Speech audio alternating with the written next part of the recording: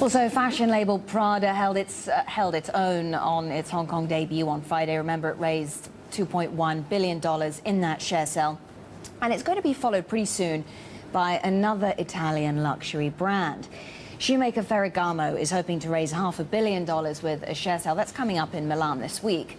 But with concerns over global growth and the European debt crisis, is the timing right to be coming to the market? Well, our next guest is actually the perfect person to ask, because his company, the Italian investment group Investindustrial, has more than 2 billion euros under management. Its primary investments include the Italian motorcycle maker Ducati. It's experiencing record sales right now in the US. It's also selling well in Asia. And another of its success stories is Permazzilla, a company that makes outer coatings for skyscrapers. The walls are being used in the Shard, the tower that is set to become London's tallest building. Europe's largest operator of search and rescue helicopters is also in that portfolio. And Andrea Bonomi, chairman and CEO of Investindustrial, is with me in the studio now. Good to see you. Thank you very much indeed for coming in. Also, we were just saying there, we had Prada's share sale last week. We've got Ferragamo coming up on Wednesday. It's going to start trading in Italy. Is it just about demand for luxury goods coming from Asia that is fueling growth for these companies? It's a global phenomenon. If you look at Italian companies, they're having growth in South America now, in Asia. It's all new markets which are opening up for our successful companies. If you look, Italy is strong in brands, and that's where the growth is. We are having 80% growth this year only in Ducati sales in China. And if we're not careful, the issues that we have to come to grips with is we're becoming an Asian company rather than an Italian company. So it's the opposite of what people see. Do you think this is a new phenomenon that will affect other companies as well? Globalization and internationalization has always been an Italian phenomenon, but now it's becoming a very big phenomenon, to the point that you sell more there than you sell in your own country. And that's a big change, and it brings also opportunities and risks. Yeah, and you mentioned Ducati there, actually, strong sales in Asia, strong sales in the US as well. Yeah. Why is that? What's driving that? That's a normal recovery. So if you invest in an Italian brand, you get a double recovery play. You got a globalization play, and you got a recovery of the traditional markets. I mean, the US markets in the past, for motorcycles, for instance, dropped almost 30%. And now we're seeing the recovery of that market. So you're seeing a recovery in that specific market, but I guess a contrasting picture here in Europe? A stable recovery in Europe. I think Europe is steadily going back to where it used to be. And what about other markets? I mean, yes, Asia obviously presents, lucrative opportunities, but what about the Middle East, the Gulf specifically, Latin America? Are these companies doing enough to expand, boost their presence, capitalize on opportunities in those regions as well, or have they been somewhat overlooked?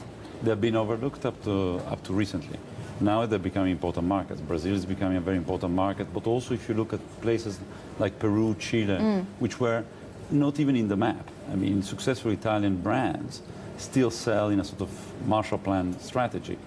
Germany, Italy, Japan, and the US. That's their main markets.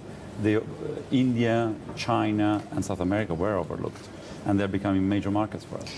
And this drive to expand into emerging markets, talk to me a little bit about the challenges that it throws up as well. Challenges as well as opportunities, right? Absolutely. I mean, in a few years, they will turn into challenges because, right now people are worried about Europe. In a few years, they'll be worried about overheating in other emerging markets. So we are opening a plant in Thailand. We're looking at opening a plant in Brazil. We start having, if you look at our businesses, if you want, we start having 1,600 employees in China. Yeah. 6 plants, and that's new. I mean, if you asked me 10 years ago whether we had that kind of exposure, we didn't have that kind of exposure, and that has to be. It's difficult to manage that. So then, how do businesses like yours then manage the risks or quantify the risk, balance the risk versus opportunity? For example, you mentioned the threat of inflation, overheating.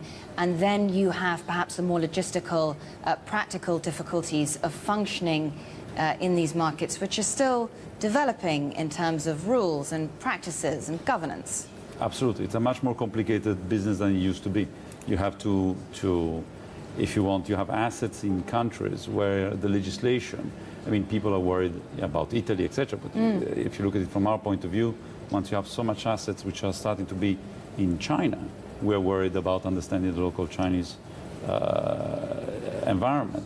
And the way we do it, we've opened an office in Shanghai a few years ago. We have an office in North America which follows the South American market.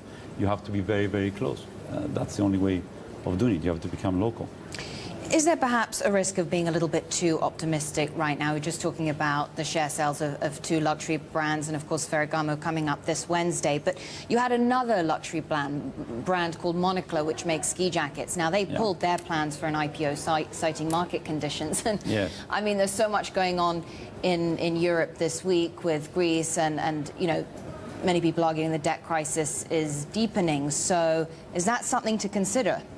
Yes, I mean it's not going to be for every brand the right move. For certain brands going to Asia, it's the right move. If you look, Ferragamo is listing in Italy, Prada lists in Asia. Moncler was sort of halfway, and the story didn't fit. It didn't fit perfectly with an IPO.